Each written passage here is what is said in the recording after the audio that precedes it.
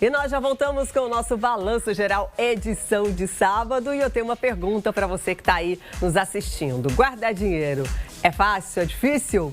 Pois é, com as despesas do dia a dia, né? É complicado.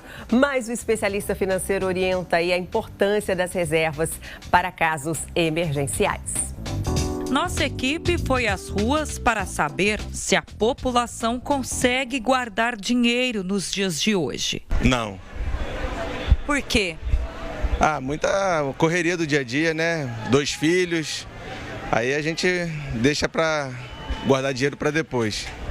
Não, é muito difícil. Nos dias que a gente está vivendo hoje, guardar dinheiro é muito difícil porque as coisas hoje em dia estão muito caras, né? Então é difícil guardar o dinheiro. Não sobra? Não sobra. É difícil mesmo, principalmente aqui no centro comercial, onde a tentação é maior. Tudo que a gente olha dá vontade de comprar.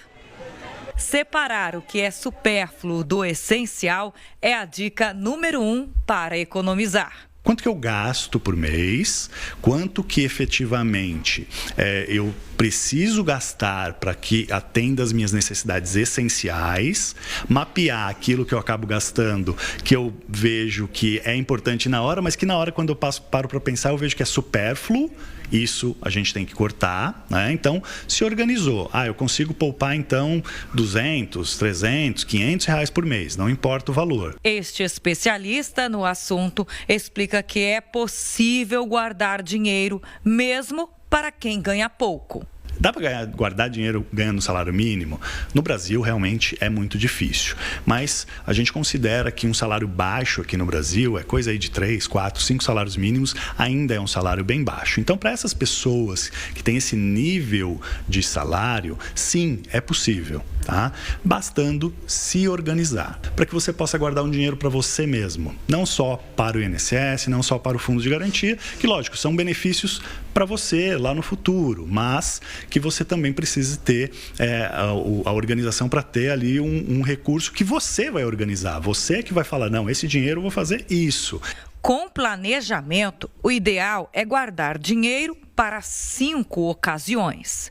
Reserva de emergência é a principal delas. É aquele valor que, como o próprio nome diz, vai te salvar numa eventual emergência, porque imprevistos acontecem em nossas vidas e esses imprevistos normalmente envolvem ali uma questão financeira. Então, bati o carro, tive uma perda de um emprego. Essa reserva de emergência ela tem que ser composta com 6 a 12 vezes das nossas despesas mensais. Então, lembrando, fiz lá meu orçamento, sei quanto eu gasto, quanto eu preciso para viver. Pego esse valor, multiplico por 6 ou 12 vezes e essa vai ser a minha reserva de emergência. Garantida a reserva de emergência, então a dica é fazer uma caixinha para objetivos a serem alcançados a curto, médio e longo prazos. Fazer uma viagem um pouco mais barata, né, aqui no país mesmo, eventualmente adquirir algum bem de baixo valor agregado, é a minha reserva ali de curto prazo. Então, objetivos que eu vou ter ali até 5 anos, pelo menos, tá?